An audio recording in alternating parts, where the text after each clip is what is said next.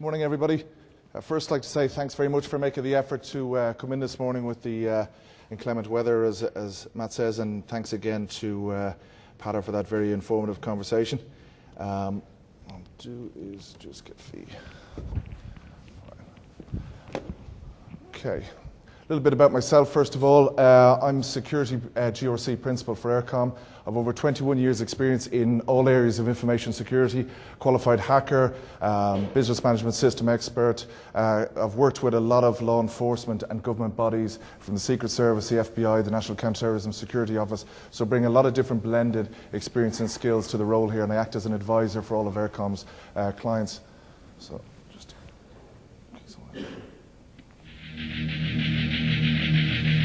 This building will be attacked 3 million times today.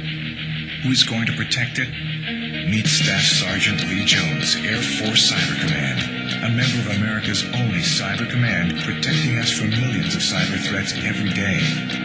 It takes Air Force technology to defend America in a changing world. U.S. Air Force, above all. Learn more about our changing world at airforce.com.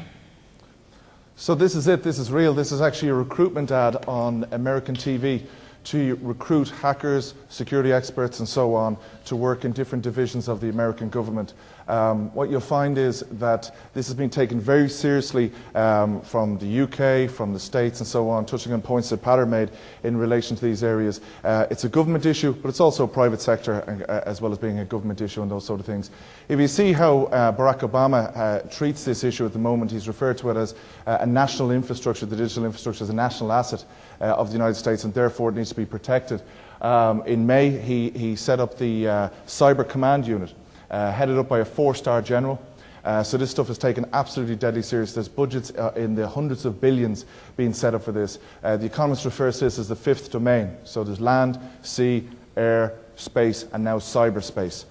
That is where the war is actually taking place in relation to this. So this isn't about all FUD and fear, uncertainty and doubt and so on. What I'm going to do is give you a pragmatic view about how all this actually works with espionage, with cybercrime, with all those sorts of issues, and how this actually goes down.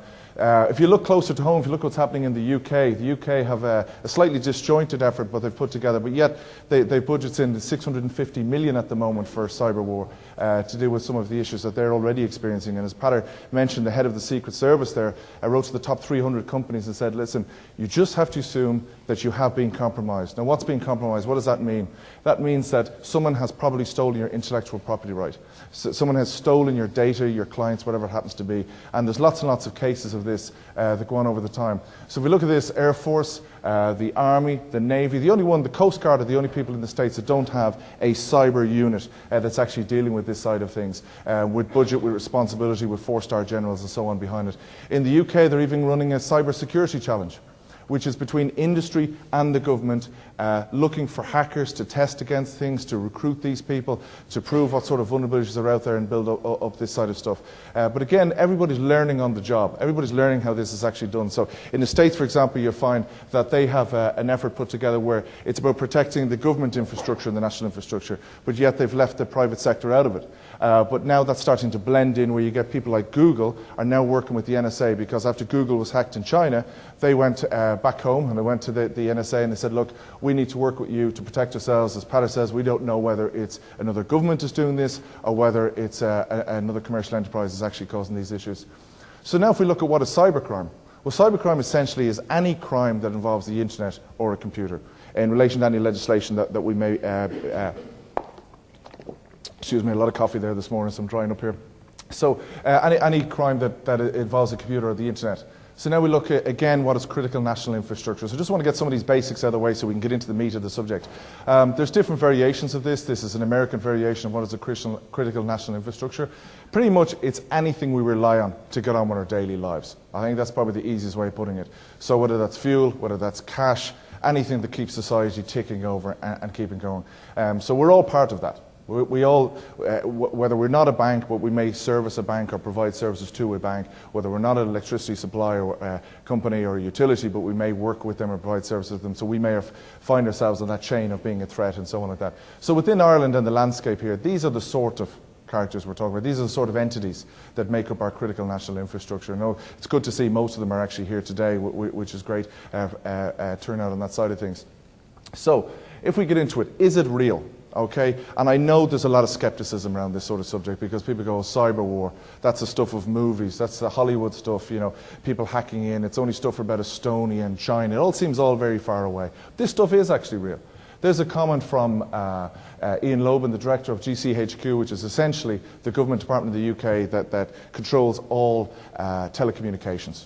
Okay, so when an email is sent in the UK, it goes through Cheltenham, it's scanned to see what content is in, all that sort of thing. They monitor everything. They work closely with MI5 and MI6. They say it's a real incredible danger. If you look at who the big players are, Russia's a big player. They have absolutely amazing skills over there in this space, and it's an industry in itself. What you find is a lot of crime comes from Russia or Eastern Europe or China, and you find that it's then impossible, and this is why I'll go through the link between cybercrime and cyber warfare, where you'll see that there is actually a blurred line between these things because they do favors for each other. So the governments will actually rely on these hackers, say, for example, to attack Estonia when they had a political issue with Estonia, whatever it happens to be. And that's why they don't extradite them, that's why they don't follow up on them, in most cases, to actually follow up on crimes and so on like that. So if you look at what happened with Google in China, even Symantec was attacked over there, and they've gone on record to say, yeah, look, major issues over there. Nobody 100% will be able to tell you what is happening or isn't happening. If they tell you, they're lying or they're just guessing to a large extent, because nobody really knows the full truth of what's going on. What we do know is, for example, North Korea. If you look at a satellite map of North Korea at night time, you'll see that there's no lights. It's just this black space across the satellite map. And that's because they don't have much electricity, they don't have much technology and so on in that place. But all their hackers are actually, this is fact, working out of hotels in China. So you will get these entities working together to as Pater puts it, an economic war, or whether it's just to get details on people and to build up profiles, all that sort of stuff on that side of it. There's been a couple of recent cases around Cisco and Microsoft when they went to work in the Chinese marketplace. They said, yeah, absolutely no problem. You just need to give us details of your chip technology, details of your software code, all this sort of stuff. So first of all, the Chinese said they wanted to adapt the Microsoft operating system to protect against potential images of children and things like that, so child exploitation images. In effect, there's Trojan code. So when lots of people download free versions of Microsoft or pirated copies, it has Trojan code in it. And it's generally from China or from Eastern Europe and that side of things. With Cisco, they flooded the market with clone equipment. Okay, simply exactly the same stuff, very hard to tell it apart, and flooded the market. So now what you find is that American companies will take all their chip development and they're doing it back in the States. I've worked on a number of security projects in the States recently, and they will not deal with anybody who's not an American in any way, shape or form on any part of the project. That's how insular it's all becoming again, because they're afraid of this. And they're building up the whole fear thing. If you even look at the commercial market over there, the commercial market is worth 30 billion next year. That's outside of the military, that's just aside. In Europe, it's estimated about 20 billion on the security side of things. So this is a real big market. So if anybody says this isn't real, then just look at the Stuxnet virus. Okay, that is the virus that came out recently, and it was aimed at a nuclear plant in Iran.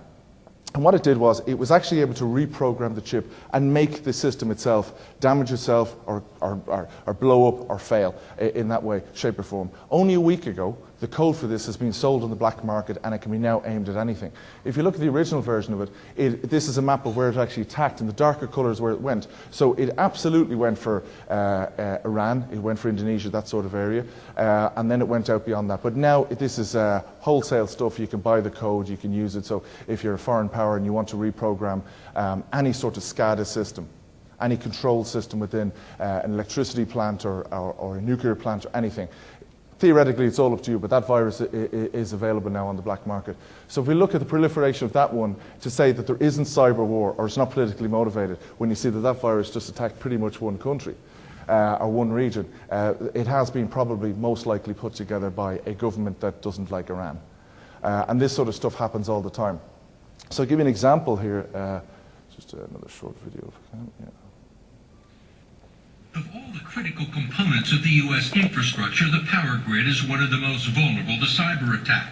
That's because the power grid is run and regulated by private utilities, which are unbeholden to government security decrees.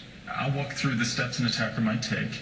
Here at the Sandia National Laboratories, Department of Energy specialists like John Mulder try to hack into the computer systems of power and water companies and other sensitive targets in order to figure out the best way to sabotage them. It's all done with the company's permission in order to identify their vulnerabilities. And this is a graphic demonstration of how they could have destroyed an oil refinery by sending out code that caused a crucial component to overheat. The first thing you would do is turn it to manual control so that your automatic controls aren't protecting you. What would be your main target here? The heating element and the recirculator pump. If we could malfunction both of those, we could cause an explosion. How would you do that? The first thing we had to do was actually gain access to the network. We just got that as launch attack. And then we turn up the BTUs, and then we're turning off the recirculator pump. There we go. How realistic is this? It's very realistic. But the companies are under no obligation to fix the vulnerabilities, which was graphically demonstrated in a much more realistic fashion at the Idaho National Labs 2 years ago in a project called Aurora. A group of scientists and engineers at the Department of Energy facility wanted to see if they could physically blow up and permanently disable a 27-ton power generator using the internet. If you can hack into that control system, you can instruct the machine to tear itself apart, and that's what the Aurora test was. And if you've seen the video, it's kind of interesting because the machine starts to shudder, it's clearly shaking, and smoke starts to come out. It destroys itself. And what would be the real-world consequences of this? The big generators that we depend on for electrical power are, 1, expensive, 2, no longer made in the U.S., and 3, require a lead time of 3 or 4 months to order them. So it's not like if we break one, we can go down to the hardware store and get a replacement. If somebody really thought about this, they could knock a generator out, they could knock a power plant out for months, and that's the real consequence. This was the leap from theory to reality. Okay, so you can see that there has been lots of tried cases here where you can actually prove that this stuff is all theoretically possible. There is lots of documented cases you can Google and find on Wikipedia and so on about lots of cases of cyber